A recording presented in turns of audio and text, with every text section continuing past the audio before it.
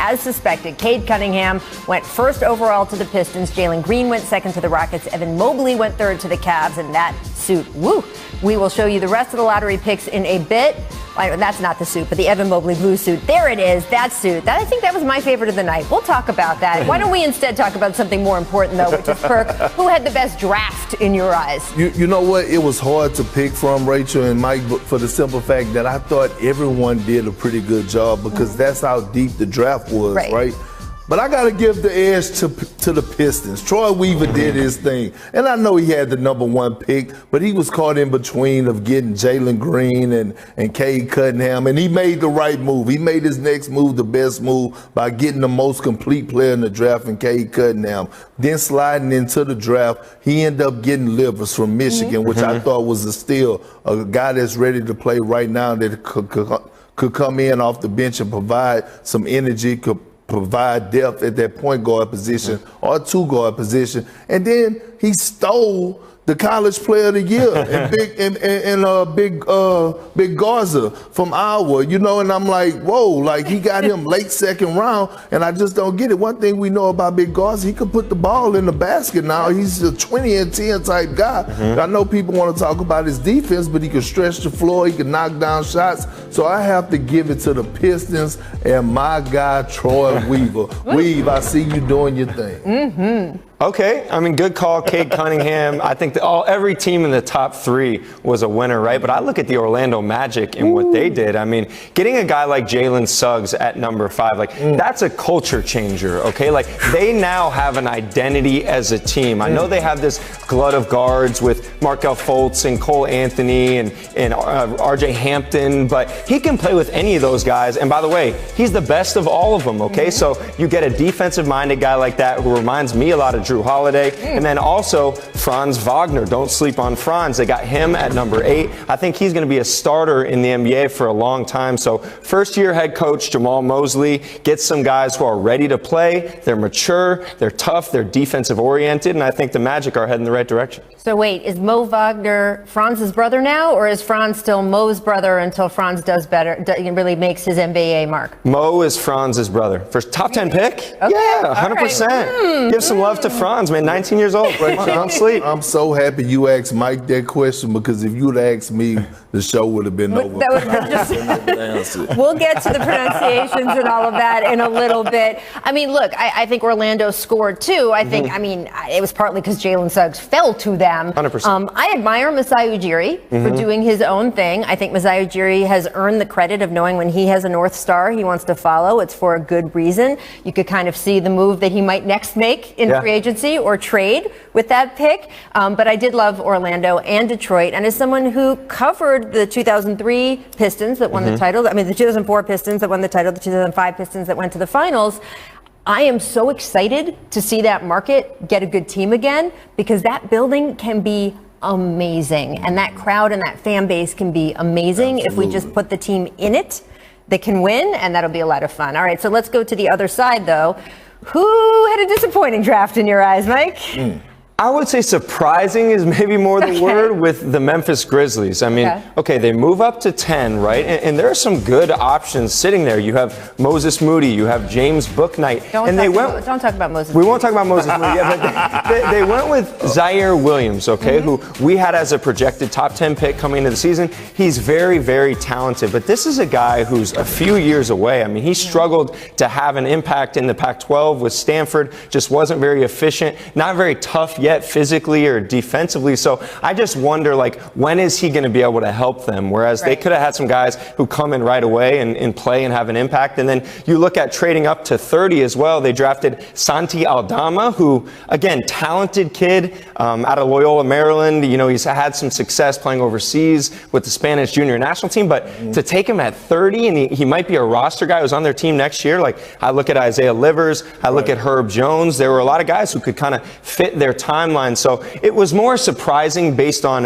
how well they've drafted these past few years. I mean, you look at Ja Morant, Desmond Bane, Jaren Jackson Jr., Brandon Clark, like whether it's at the top or the 20s or the second round, they've had all these steals. So I was just a little surprised to see them take more of a long-term approach. Well, you know what? I was more disappointed in Masai Ujiri and the Toronto Raptors. And I'm very high on Scotty Barnes, right? I thought he should have went lottery, which he did.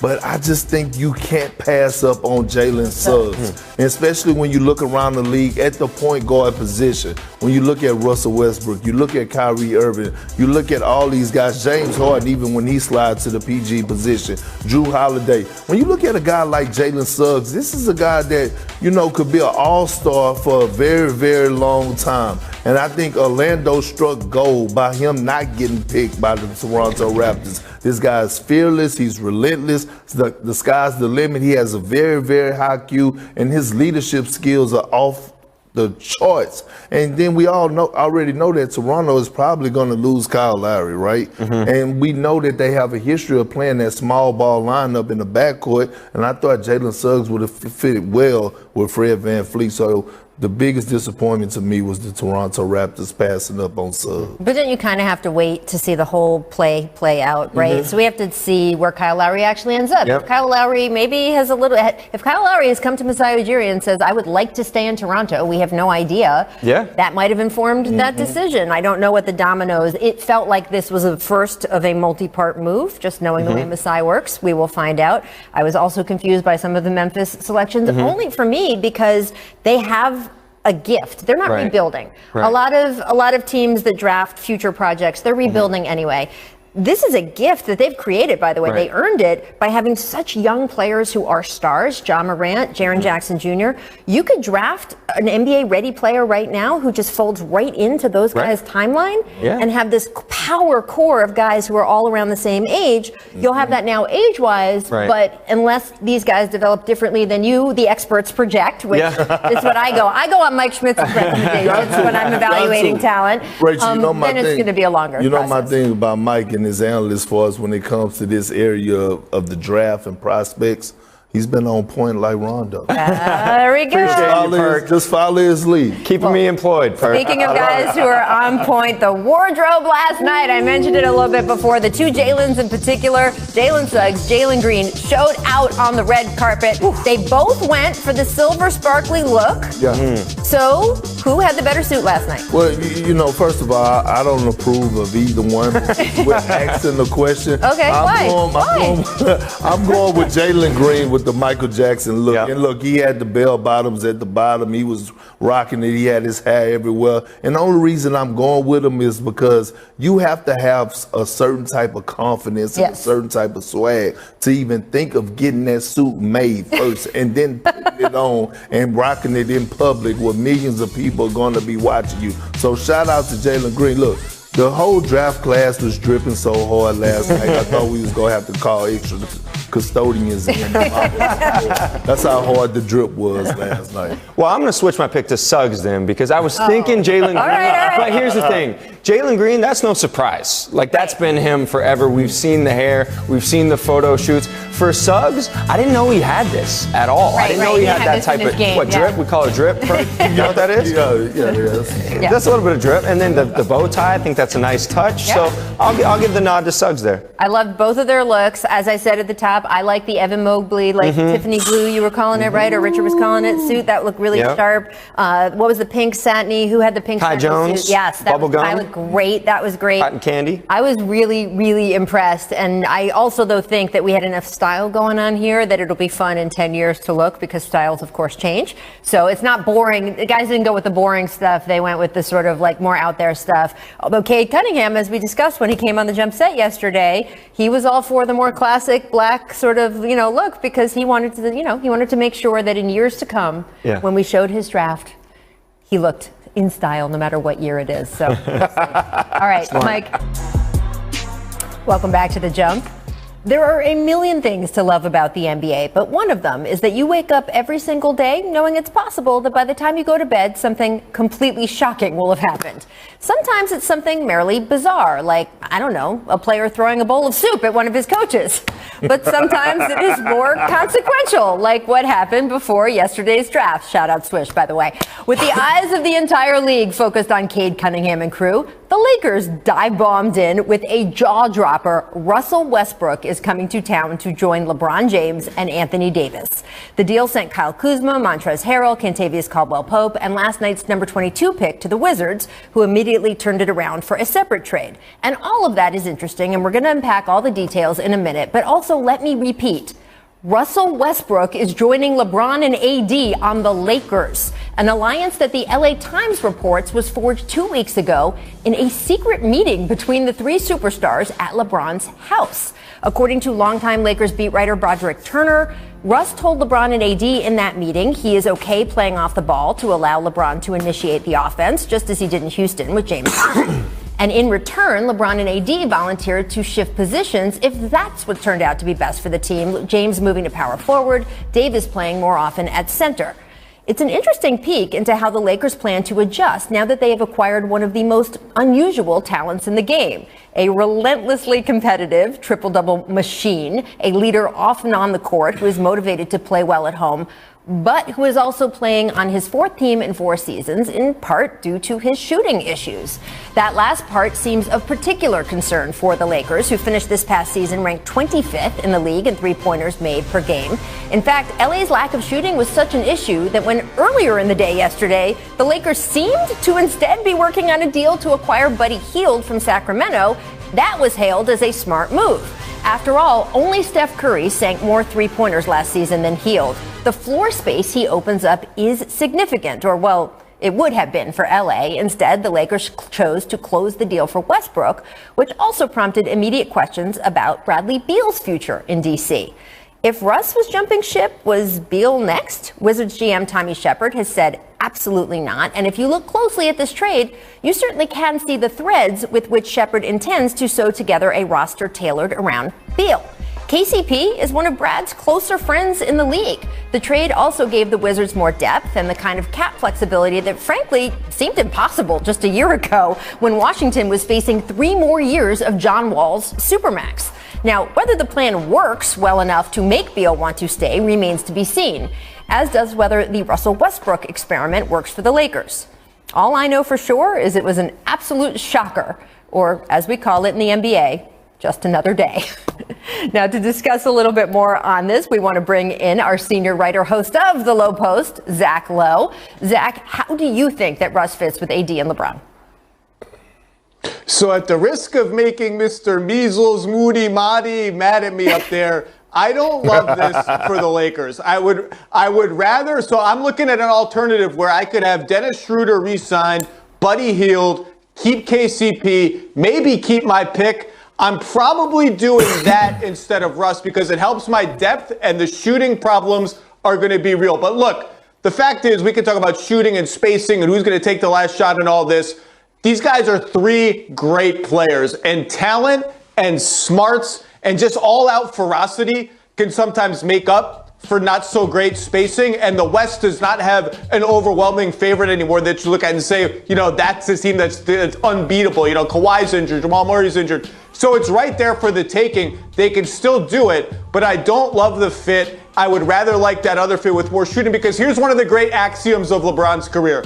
If LeBron is the best shooter on the floor, you haven't done a good enough job building around LeBron. Now, they'll get shooters. They'll probably bring back some of their own free agents, but the shooting is going to reach a critical level, and in the half court, this team's going to have to prove that it can score. But like Perk is going to say, Russ is a great player. They're going to figure a lot of it out. And to me, the question is not just the spacing, because the Lakers have played in bad spacing before. It's the volume of shots Russ takes and the volume of bad long twos he takes. Is he really going to commit to playing off the ball? Is he really going to set screens and cut and all that and not just stand around the three-point arc? Because we've heard that song before and we haven't seen it play out in real time. The Lakers are going to be great either way because LeBron and AD are great. I just like that first iteration with Hield, Schroeder, KCP, etc. a little bit better than this one.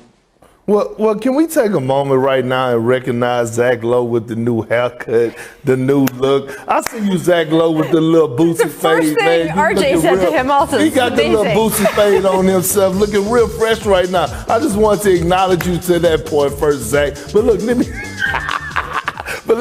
let me say this to you, okay? First of all, you might as well change the name, right? They're the Los Angeles Jeffersons, okay, because they're moving on up. Look, adding Russell Westbrook was huge, and that makes them the favorite to come out of the Western Conference. And in my eyes, that makes them the favorite to win the title.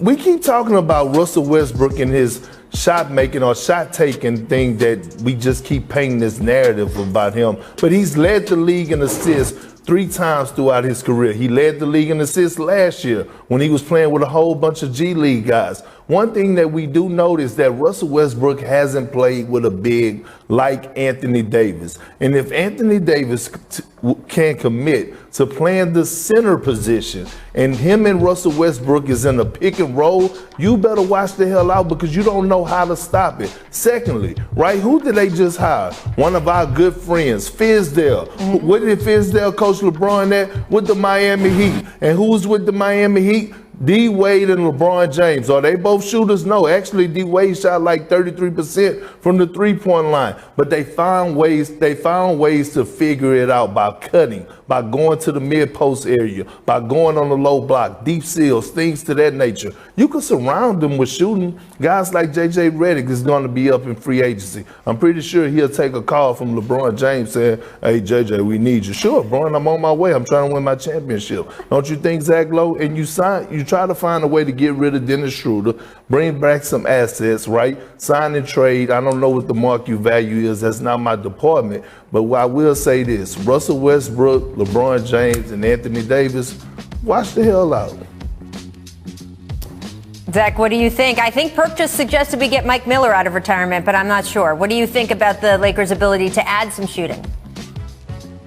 Well, first of all, they better bring back all their outgoing free agents like Alex Caruso and Taylor Horton-Tucker, both of whom are going to have a lot of competition for their services. Yeah, Perk is right. They'll get some shooters to come in the minimum, but who? Some of these wings like Reggie Bullock, Alec Burks, they're going to be out of the Lakers price range. The Lakers have no money to offer. Minimums and the tax mid-level, that's it. It might be a guy like JJ who's at the end of his career and wants a ring. But look, JJ Redick's coming off a pretty uneven season. He's got to prove that he can compete defensively at the highest level if he's going to be on the floor during the finals. The Lakers are going to be fine. All I'm saying is if I'm presented with those two scenarios, I'm taking the one with Buddy and Dennis just by a little bit over this one. But they're going to be exciting to watch, that's for sure.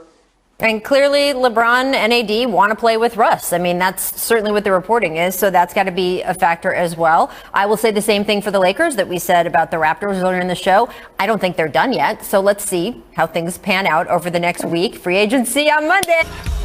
Number 3 backs it over a Hoosier in 2007. Oh! Ooh, a little extra, too. Now. A little extra. Russ makes people feel extra. That is true on the court, right? Yeah, you do. He knows how to get under your skin. It's a skill. Number 2, he attacks the rack against the Ducks in 2008. Let's see this one coming up. A little poster in polyprofil. This was back. People made posters at this point. Can we bring back the poster? Oh, look at that. I've seen that fist pump a few times in the NBA. Yeah. I keep telling people he like a 6'4" version of Kevin Garnett after he comes with his emotions. Ooh. Oh, look at that against the Cal Bears. That is just all Russ right there. Everything looks better in powder blue. That's what you call snatching the screws out the basket. Am I getting this right? Everyone's backstory sometimes. Didn't Russ only get the spot at UCLA because someone dropped out? Am I remembering that correctly? Scholarship-wise? Yeah. There you go. And look what the man has done. And he came off the bench. There you go. Let's get to the Portland Trailblazers. Rumors have been swirling over the last few days about Dame Lillard to the point that he and CJ McCollum started shooting down the rumors on Twitter. And then yesterday at USA Basketball Media Availability, Dame was asked this question. I want to get the question right because it refers to his answer. He said the question was, quote, would you give back money? About the situation as I could possibly be. And, things have just continued to come out. Oh, Dame said, he's 75-25 or something, and Dame is excited about this. Dame is going to, give back money. Like, I've seen everything, and I have not said any of these things. So can I ask if you would do that? If I would do what? Actually give back money off of your current contract? Why would I do that? I don't know, but it was suggested, so I'm just asking. No. So you can't give back money off of your contract, but you could sit out, and then you don't get paid when you sit out. So I believe that was the origin there. It came from a True Hoop story, and that Dame actually pushed back specifically on that story on Twitter. This is a lot of round the circle ways of saying, Perk, what do you think is going on here with Dame and CJ taking all of these reports head on and addressing them? Do you think that that's a good idea for them, or do you think they should just kind of let the noise stay out there? Well, one thing about it is that Dame been doing this since he came in the league. He's been very outspoken. He's a guy that is not afraid to go back and forth with people on Twitter, on social media. This is who Dame Dollar is. Now, my advice to Damian Lillard is now it's about time for those rumors to start to be true. He needs to speak out, because after watching Russell Westbrook get traded to the Lakers, this should be an eye-opener for Dame and say, hey, what's next for me? Again, he's 31 years of age, and I just don't see the Portland Trail Blazers getting any better. No disrespect to CJ McCollum. And I understand that Damian Lillard, he is a guy that said he don't want to run from the grind. And he's not running, okay? Right now I'm telling him to sprint, take off as fast as he can and go find another destination and go find somewhere where you could actually contend for a title and be a title favorite, a contender. So, my advice to Dame is it's about that time. Look, as much as any star in sports, Damian Lillard deserves the benefit of the doubt. If he wants to address these reports publicly and address them specifically, by the way, he should do that. He can do whatever he wants. And it was shocking for me to read, and he never struck me as the kind of player who would sit out games and take fines. Dame is a pro. He's a team player, and I think the Blazers are frankly counting on that. That's what they're banking on for Dame. Dame's going to be a pro through all of this. He's not going to tank his value and all that stuff. So, look, Dame can handle this however he wants. He's earned the benefit of the doubt. And the bottom line is, we can read every tea leaf and every tweet and every Instagram post and every anonymous source and all this. He's either going to get traded or he won't. He's either going to ask for a trade or he won't. We'll eventually find out. Let's just see it play out. That's something that's hard, though, about, quote, asking for a trade in Damian Lillard's situation is that Supermax just kicks in this year, Zach, right? I believe. So he doesn't really control where he goes. We've seen some players who have been able to say, I want to go here. And because of the value left on their contract, other teams don't want to trade for him if that guy does not want to stay with their team. They don't want to give up all those assets if the guy's just going to leave in a year. Damian Lillard has a lot of years left on his contract. I assume, Zach, that then if he did go to the Blazers with a trade request, they could deal him anywhere, including to a team that feels like they could never get a big star and is in a smaller market that right now doesn't have a lot of championship aspirations. Is that true? They could, and certainly that's been speculated that Portland has a lot of power here and a lot of leverage here, more so than when a player's in the last year or the second to last year of his deal. But there's also the optics, right? Remember how Oklahoma City was so accommodating? Hey, Chris Paul, where do you want to go? This is Damian Lillard. Teams are rarely in the business of dealing franchise players who have done so much for the team, so much for the community, to Siberia where they don't want to go, to a losing team where they don't want to go. So yes, in theory, the Blazers have a lot of power, and I think they do have a lot of power. They do have the luxury of time. But I don't think when push comes to shove, they're just going to deal Damian Lillard wherever. I think it would require conversation. Hey, this team X that's not very good, that's maybe in a city you don't want to be in, they're offering us way more than anybody else. What do you think? I just don't think they're just going to say, Dame, we have the power, you're going there. Yeah, I mean, I'm not presenting it as if they would just sort of angrily ship him off. And I would not call any NBA market Siberia, Zach Lowe. But I do think that it is a riskier proposition to ask for a trade if you are a player with a lot of years on your contract. Because at some point, while I know that teams do often want to do the right thing by the players that have meant so much to their franchise, there is still the reality that that general manager would like to keep his job.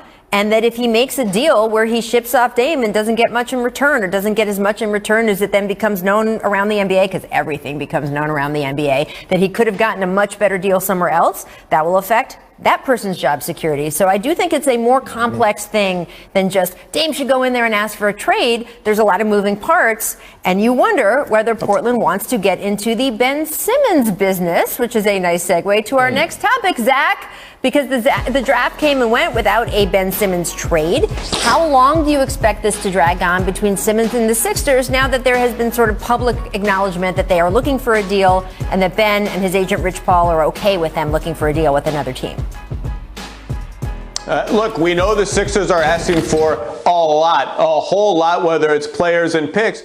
I don't think they have anything close right now. I don't think they had anything close last night. As of now, I would expect this to linger into the summer, which could get a little awkward as training camp approaches. But look, you just mentioned, Rachel, free agency is starting in like 48 hours or something. Right. All sorts of chaos is going to happen. We don't know who's going to go where.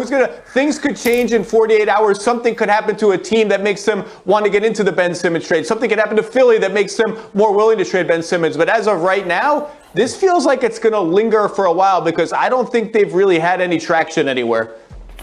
You know what? It could go for a little while, but I don't think Daryl Moore is going to let it travel into training camp. I mean, watching the James Harden situation, you don't want that effect on your team, right? Philly is still a good team. They still have Embiid. They still have Tobias Harris. And if you can move Ben Simmons and get back some valuable assets, and I'm not talking about, trying to market him like he's Wilt Chamberlain, right? Or Kareem Abdul-Jabbar, because if he's that good, Rachel, you might as well keep him. But what I'm saying is, you don't want that to happen, especially with the competition that you have in the East right now, because you could find yourself falling way, way down in the slots and things to that nature. You want to get off to a great start. You want your team intact. You need to make something happen, and I think Daryl Moore will. Him and Elton Brand will find the right spot for Ben Simmons and get back the right pieces before training camp. This is going to be so interesting, and we have a weird situation where Ben Simmons might actually be more valuable to a different team than to the Sixers, who have Joel Embiid, where that fit. Again, I always think if you put enough shooting around them, it works, but it is obviously proven not to work well enough to get them to an NBA Finals, and yet Ben Simmons, if he's surrounded by different personnel, may be a much better player. That is a weird sort of equation to be working on with a trade, because you're trying to say, is so-and-so worth such and such? You don't really know what he's worth to the other team until you look at their roster. It's complicated, but as you say, Zach, anything can happen in the next few days. Thank you for joining us, friend. You will be back for our free agency special on Monday. We will. Was in the house, led by your boy. You know I'm back because there's a lot to discuss. Max, Molly, I see baseball trades going on. I see NBA draft stuff going on. I saw Russell Westbrook end up becoming the Los Angeles Lakers. LeBron has done it again. Or has he? All that and more to discuss, like I told you. The crew's in the house. But today, let's get it. A goal is to win another championship. That is the goal right now, and that is the motivation right now.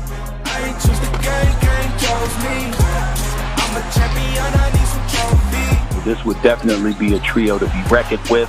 LeBron James delivering AD dynamite. Westbrook, he just doesn't stop. I'm a champion, I need some trophies. First take on a Feel Good Friday. We have so much to get into today, and I promise that is not an exaggeration. Blockbuster trade, the draft, Alex Smith live, and of course, Stephen A. Smith is back. What's all going things on, NBA. So good to see you. My head was going to explode yesterday. Like, there was too much stuff happening at once. I kept thinking, like, we got the draft. Stephen A. hasn't talked about Aaron Rodgers, and then more and more keeps happening. The Yankees and Dodgers pull off blockbuster trades. Like, everything was happening. There's a lot. I confess, I watched, did a great job yesterday, and I was just watching. And I said, I'm just going to sit back and chill. Yeah. You know, I don't have to. And I said, it's just nice just to sit back and watch. I don't have to work today. Yeah. And then I remember, damn, I got to get up tomorrow. Yeah. But I'm here. But you got some sleep, I can so see. you're all about it. I got some sleep. That's good. Much deserved. All right, guys, so let's go. Russell Westbrook going back to Cali to team up with LeBron James and Anthony Davis and wear the iconic purple and gold. So here's how it breaks down. Russ and a pair of future second-round picks are heading to L.A. Washington's haul is centered around a trio of players that includes Kyle Kuzma, Montrezl Harrell, and Kentavious Caldwell-Pope. Max Kellerman. Yeah. What is the impact of the Russ trade to the Lakers? They have a legitimate answer to the Nets right now. Like, sometimes it's this easy. They had 2 of them dudes. The Nets had 3. The Nets had the only real big 3. The Suns look like they might for a sec. The Nets have 3 future Hall of Famers, 3 guys who could score from anywhere. The most skilled at their size you could ever ask. History of basketball. Who's at their size more skilled than any one of those 3 guys? Lakers had no shot. If everyone was healthy this year, it would have been Nets and Lakers. The Lakers would have been thrashed by these Nets. Now they got 3 dudes. Russell Westbrook's one of them dudes. And let me say something. People are going to get caught up on how it all fits together. That is not the issue here. The issue is bring in the talent. Do they need shooting? Yes. None of these guys are shooters, especially not Westbrook for his position. But can you find shooters? You think guys won't play on the vet minimum for this team? Of course they will. Whether they wind up with Kevin Love or they figure out a sign and trade with 3-team deal, they still have Schroeder, Talen Horton-Tucker. Those guys aren't great fits. Could they still swing something for Buddy Hield? Who knows? They'll be just fine. And one more thing about Russell Westbrook. Every single year, 3-4 years now, he's on a new team with new teammates. First half of the season, we're all like, Westbrook's finished. He's no good anymore. Because he's trying to figure things out because contrary to popular belief among some, he is a team player. He's trying to figure out how to help the team. Second half, he's figured it out. He's learned his teammates. He knows his role. And then in the second half of every year, we go, he's having an MVP caliber second half. I expect the same thing to happen this year. Stephen A., if the Lakers are healthy, this is a real series if the Nets are healthy. It wouldn't have been before. It is now. Well, that's really stepping out on the limb. It's a real series. Really? That's all you got? Because let me tell you something. That's obvious, Max Kellerman. There's no question that it's going to be a series if they were to meet. There's no question that it's a formidable big 3, and the Lakers deserve a boatload of credit. Rob Pelinka, way to go in terms of assembling this and pulling this trade off, which obviously has happened. And I think Russell Westbrook is worth it. We all know he's a superstar. We all know he's a surefire first ballot Hall of Famer. We know at the age of 32 going on 33, he's still electrifying. He's still the most athletic point guard in the history of the National Basketball Association. And the fact that you got him with LeBron James and Anthony Davis, Lord have mercy. It almost makes it to a point where it might be, we might all need to be medicated for depression if we don't get this finals. Brooklyn versus Los Angeles next season. I think